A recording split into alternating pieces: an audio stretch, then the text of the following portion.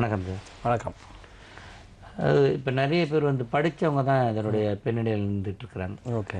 நிறைய படித்தவர்களுக்கு வந்து ஜோதிடத்தில் நம்பிக்கை இருக்குது. நிச்சயமா. ஜோதிடம் சார்ந்த படிப்புகளும் நிறைய வந்துருச்சு. கட்டாயமா. பட்டய படிப்புலேருந்து நிறைய இப்போ வந்து பிஹெச்டி எடுத்து பண்ணுறவங்களே ஜோதிடத்தை எடுத்து பண்ணலாம் அப்படின்னு இன்ட்ரெஸ்ட் காட்டுறவங்க நிறைய பேர் ஆகிட்டாங்க. கட்டாயமா. முன்னாடி மாதிரி இல்லாமல் இப்போ ஒருத்தரையும் ஒவ்வொரு அங்குலத்துக்கு பின்னாடியும் ஜோதிடத்தை ஒரு சின்ன மாற்றத்துக்கு பின்னாடி அதுக்கு பின்னாடி என்ன ஆரோஸ்கோப் என்ன பேசுது, அது ஆரோஸ்கோப்னால ஏற்பட்ட மாற்றமானு தெரிஞ்சுக்கிற அளவுக்கு சமுதாயத்தில் ஏற்படுற மாற்றங்களும் சரி எல்லாத்துக்கும் பின்னணியில் என்ன இருக்குன்றத எல்லாம் ரிசர்ச் பண்ணிட்டு இருக்கிறாங்க. நிச்சயமா. அந்த அளவில் பார்க்கும்போது நீங்கள் ஒரு எபிசோடில் வந்து ஒரு புது உயிர் பிறந்தால் அப்படிங்கிற ஒரு விஷயத்துக்கு நல்ல ஒரு விளக்கம் கொடுங்க. நிறைய பேர் என்ன சொல்கிறாங்க, ஒருத்தருடைய இறப்புக்கு பின் அந்த குடும்பம் எங்கேயோ வந்துருச்சு, அவர் வந்து தெய்வமாக இருந்த அந்த குடும்பத்தை வந்து எங்கேயோ கொண்டு போயிட்டாரு, அது வரைக்கும் அவங்க சாப்பாடுக்கு கஷ்டப்பட்டு இருந்தாங்க அப்படின்ற அளவு ஒரு வார்த்தைகள் வந்துட்டு. இது உண்மையிலே சாத்தியம் தானா? அந்த இறப்பு எப்படி அந்த குடும்பத்தை ஈடு செஞ்சு இந்த அளவுக்கு கொண்டு வந்திருக்கும் அப்படிங்களுக்கு? இல்லை, இதில் வந்து திருப்பியும் வந்து பிளானட்டரி ஃபோர்ஸஸ் தான் முக்கியமான காரணம். ஒரு தந்தை வந்து என்ன பண்ணுறாரு அப்படின்னா, அந்த ஜென்மத்தில் எந்த பாவமும் பண்ணாமல் தன் குழந்தைங்களுக்கு புண்ணியத்தை தேடி வைக்கிறார். அதாவது அந்த 5வது வீடுங்கிற பூர்வ புண்ணிய ஸ்தானத்தை அவர் வந்து இந்த ஜென்மத்தில் சரி பண்ணியிருந்தார்னா இவங்க குடும்பத்துக்கு வழி வழியாக வந்து கொண்டிருந்த அந்த நெகட்டிவ் எதிர்மறையான சக்தி அவரோட போயிடும் வெளியில். அப்போ அந்த குடும்பத்தில் வந்து அதுக்கப்புறம் பாசிட்டிவ் மட்டும்தான் இருக்கும். அந்த நேரத்தில் அவர்கள் செய்கின்ற முயற்சிகள் அவருக்கு பாசிட்டிவான விளைவுகளை வந்து ஒரு நேர்மறையான ஒரு விளைவுகளை அவரோட வாழ்க்கையில் ஏற்படுத்தும் என்பது உண்மை. அந்த நேரத்தில் அவர் செய்த புண்ணியங்கள் உங்களை காக்கும் பொழுது அவரே இருந்து காப்பதாக ஒரு நிச்சயமான ஒரு வழக்கு உங்கள் மத்தியில் ஏற்படுவது உண்மை. இது ஒரு வகை.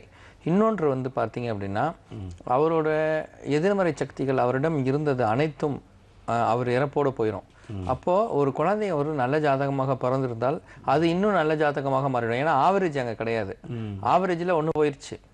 3 பேருக்கு சேர்த்து 3 டிவைடட் பை 3தோட மொத்த பர்சன்டேஜ் டிவைடட் பை 3 போட்டுட்டு இருந்தது போக இப்போ டிவைடட் பை 2 போடும்பொழுது இப்போ குழந்தையோட ஹாரோஸ்கோப் வந்து நல்ல ஏன்னா அப்பாவும் அம்மாவும் நிறைய கோயிலுக்கு போய் இந்த பிள்ளையை பெற்றிருக்காங்க. அப்பாவோட ஜாதகம் வீக்காக இருந்ததுனால கொஞ்சம் மட்டத்திலேயே இருந்த இந்த வீடு அப்பா இறந்ததுக்கு அப்புறம் குழந்தையோட முழு நல்ல பலனும் சேர்ந்து என்னவா மாற்றிக்கிறது, அந்த குடும்பத்தை வந்து அதிகமான ஹை லெவலுக்கு எடுத்துன்னு போகுது. இது ஒரு வகை. இதில் ரெண்டுத்துலேயுமே நீங்கள் தெரிஞ்சிக்க வேண்டியது மரபு வழி மாற்றங்களை பற்றி தான். அப்பா வந்து தன்னோட தாய் எப்படி இருந்தாலும் பரவாயில்ல, தான் குழந்தை நல்லா இருக்கணுங்கிறதுக்காக எல்லா கோயிலுக்கும் போய் அந்த குழந்தைய வந்து நல்ல ஃப்ரீக்குவன்சி உள்ள விஷயமாக ஆக்டிவேட் பண்ணுறதுனால அவர் வந்து அந்த குழந்தைக்காக செய்த தியாகங்கள் வந்து தன்னோட வாழ்க்கையில் செய்த தியாகங்கள் வந்து அவர் இறந்ததுக்கு அப்புறமும் அவரை நினைத்து வாழக்கூடிய அளவுக்கு ஒரு பெரிய முன்னேற்றத்தை இந்த குழந்தையின் ஜாகத்துக்கு மூலமாக தருகிறது என்பது உண்மை. இதுதான் நம்ம வந்து அவர் கடவுளாக நின்று காப்பாற்றுறாருன்னு நம்ம சொல்லக்கூடிய அளவுக்கு செஞ்சுட்டு போகிற ஒரு விஷயம். அப்பா தான் எவ்வளோ அழகாக சாமி கும்பிட்டாரோ அதே அளவுக்கு பிள்ளையும் சாமி கும்பிட்டா இவர் காலத்துக்கு பிறகு பேர் சொல்லிக்கிற மாதிரி அடுத்தடுத்த தலைமுறையில் உருவாங்க. இவர் வந்து ரவுடித்தனம் பண்ணிட்டு இருந்தார்னா இவர் செய்த பாவங்கள் மொத்தமாக இவரோடையும் இந்த குடும்பத்தோட இதை முடிச்சிடும். ஆக ஒவ்வொருவரும் என்ன செய்யணும் அப்படின்னா, எனக்கு தெரிஞ்ச ஒரு அரசியல் தலைவர் அவர் என்ன பண்ணார்னா என்னிடமே நேரடியாக வந்து பார்த்த பொழுது ஆக்டிவேட் பண்ண அப்போ கொஞ்சம் பெரிய பொறுப்புலலாம் இருந்ததுனால என்னை மதிக்கணுங்கிற ஒரு விஷயம் கூட அவருக்கு பேசிக்காக தெரியல. ஆக்சுவலாக அது வந்தோம் பார்த்தோம் போகணுங்கிற ஒரு இது இருந்தது. மேலும் பணம் பே பண்ணும்போது கூட கம்மியாக பே பண்ணாங்க. என்னென்னு கேட்டால் அவங்க அரசியல் தலைவருங்கிறதுனால கம்மியாக பண்ண. இங்கே வந்து அம்மனிடம் பூஜை செய்து கொடுக்கப்படுகின்ற ஒன்று.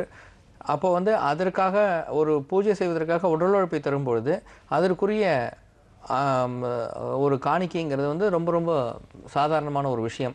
அது நம்ம எதிர்பார்க்கலாம் அதுக்கு மேலே தர வேண்டியது நன்றாக சம்பாதிக்கணும்னு பொறுப்பு. இப்போ நம்ம வந்து ஏழைங்களுக்காகவும் பண்ணுறோம், அவங்கள்ட்ட காசு வாங்கிக்காமல் பண்ணுறோம். அப்போது யாருக்கிட்ட பணம் இருக்கிறதோ அவர்கள் தாங்களாகவே முன்வந்து தரும்போது தான் அதுக்கு ஒரு அப்ரிசியேஷன் கிடைக்கும். அந்த இப்போ நம்ம வாழ்த்த போகிறோம், அப்போ வாழ்த்து வாங்குறதுக்கு அவரால் முடியல. ஏன்னா அவர் தன்னுடைய பவரை வந்து காமிச்சிட்டாரு அந்த இடத்துல. அப்போ சரிப்போ ஏன் இவர்கிட்ட வச்சு போனேன்னு சொல்லிட்டு நம்ம விட்டுறோம் இல்லையா. கடைசியில் இப்போ ஆள் இருந்த இடமே தெரியல, இப்போ ஆளே காணோம். ஸோ நல்ல பொறுப்பில் வந்து ஒன்றுமே இல்லாமல் போய்விட்டார். இந்த தவறுகள் வந்து நாம் செய்த பாவத்தின் பின்விளைவுகள் இந்த ஜென்மத்திலே நமக்கு கிடைக்கிறது. இதுதான் நான் தொடர்ந்து சொல்கிறேன். நாம் யாருக்கிட்டையும் சாபம் வாங்கக்கூடாது. வாழ்த்து வாங்குற அளவுக்கு முயற்சி பண்ணுங்க. வாழ்த்து வாங்க முடியலன்னா அட்லீஸ்ட் சாபமாவது வாங்காமையாவது இருங்க. இருக்கிற ஸ்கோர் மெயின்டைன் ஆகட்டும். அட்லீஸ்ட் அந்த ஸ்கோராவது மெயின்டைன் ஆகட்டும். இதுதான் நான் திருப்பி திருப்பி சொல்கிறேன். அதாவது அதை வந்து சரியான முறையில் செய்து கொள்கிறவர்கள் யாவராக இருந்தாலும் அவர்களுக்கு வாழ்க்கையின் அடுத்தபடி காத்து கொண்டு இருக்கிறது என்பதில் எந்த கருத்து வேற்றுமையும் கிடையாது. இன்னை வரைக்கும் ரொம்ப கிளியர். ஒரு டாக்டரோட கணவர் வந்து லேப் வச்சிருக்கிறார், மெடிக்கல் லேப் வச்சிருக்கிறார், ஸ்கேன் சென்டர் வச்சிருக்காரு. அவர் வந்து ஒரு வருடத்துக்கு முன்னாடியே நம்மளை வந்து பார்த்து ரெக்டிவேஷன் பண்ணி அவர் நல்ல பொசிஷனுக்கு வந்ததுக்கு அப்புறம் தான் ஒய்ஃப் வந்து டாக்டர் இல்லையா, அதுக்கப்புறம் தான் அவங்க நம்புறாங்க இல்லையா. கண் கூட பார்த்துட்டு ஒரு வருஷம் டாக்டருங்கிறதுனால அவங்க அதை நம்புவதற்கு டைம், அதை வந்து அவ்வளோ தூரம் நம்பலை. இவர் வந்து லேப் டெக்னீஷியன், லேப் இவரே வச்சு நடத்துகிறாரு, லேப் கோர்ஸ் படிச்சிருக்கிறாரு. அதனால் இவர் வந்து நம்ம அடுத்த நிலைமைக்கு வரணுங்கிறது இவருக்கு ஆசை. அதனால் இவர் நம்மளை வந்து பார்த்து சரி பண்ணிக்கிட்டேன். இப்போ வந்து தொடர்ந்து அதுக்கப்புறம் அவங்க பார்க்குறாங்க இந்த மாற்றங்கள் ஏற்படுகிறது அப்படின்னு சொல்லிட்டு டாக்டர்ஸ் பார்க்கும்பொழுது டாக்டருக்கே சேலஞ்சிங்காக சொல்லக்கூடிய நிறைய விஷயங்களை நீங்கள் பேசுகிறீங்க அப்படின்னு இன்றைக்கி வந்து சொல்லிட்டு போனாங்க காலையில். அதுக்கப்புறம் உங்களுக்கு எலும்பு சம்மந்தப்பட்ட பிரச்சனை இருக்குது அப்படின்னு நான் டாக்டர்கிட்ட, நீங்கள் டாக்டராக இருக்கலாம், ஜாக்கிரதையாக இருங்க, கட்டாயமாக எலும்பு சம்மந்தப்பட்ட பிரச்சனை வந்து ஆல்ரெடி வந்துருச்சுங்க, எனக்கு ஸ்பாண்டிலைட்டிஸ் இருக்குன்னு சொல்கிறாங்க. She accepted immediately. அங்கே தான் வந்து இந்த நம்மளோட அந்த புண்ணியங்கள், பூர்வ புண்ணியம் நம்ம என்ன பண்ணியிருக்கோம் அப்படிங்கிறது. அப்போது ஒவ்வொரு நன்றாக படித்தவர்களும் இந்த பிளானட்டோட ஃபோர்ஸை உணர்ந்து கொள்ளக்கூடிய நிலைமை உருவாகி இருக்கிறது. இது வந்து மதம் சார்ந்த விஷயமாக இருந்தாலும் அதை தாண்டின அறிவியல் உண்மைகள் இதில் புதைந்து கிடைக்கிறது என்பது உண்மை. எனவே ஒரு தந்தை இறந்ததுக்கு அப்புறம் அந்த குடும்பத்தில் ஏற்படுகின்ற ஹையர் பாசிட்டிவ் பாயிண்ட்டும் இல்லை, ஒரு தந்தை போனதுக்கப்புறம் அந்த அந்த அந்த குடும்பத்தில் வந்து அந்த இதுவே இல்லாமல் போயிடுச்சு, அந்த பிஸ்னஸே இல்லாமல் போயிடுச்சுன்னு ரெண்டு விஷயம் சொல்லுவாங்க. ரெண்டுமே சொல்கிறாங்க. அவர் இருந்த வரைக்கும் ஓஹோன்னு இருந்தாங்க. இப்போ அவர் போனார், மொத்தமாக போச்சுப்பா, சொத்தும் போயிடுச்சு. அவர் போனதுக்கு அப்புறம் தான் இந்த குடும்பமே தலை நிமிந்து நிற்குது. ரெண்டு விஷயம் சொல்லுவாங்க. இந்த ரெண்டுத்துக்குமே காரணம் தந்தை பண்ணுகின்ற பூர்வ புண்ணியம், சாபம் மற்றும் வாழ்த்து. இது ரெண்டுத்தில் எதை வாங்குறாருன்னு பொறுத்து.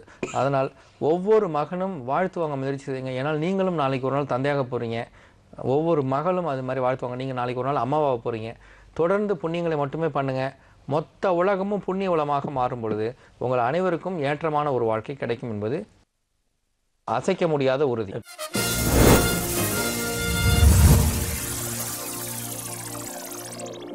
ஆதிசக்தியின் அருளால் தெய்வீக அனுகிரகம் பெற்ற டாக்டர் அம்மன் அருள் என் பழனிநாதன் அவர்கள் சொன்னது சொன்னபடி நடக்கிறது. பார்த்தவர்கள் பலன் பெறுகிறார்கள்.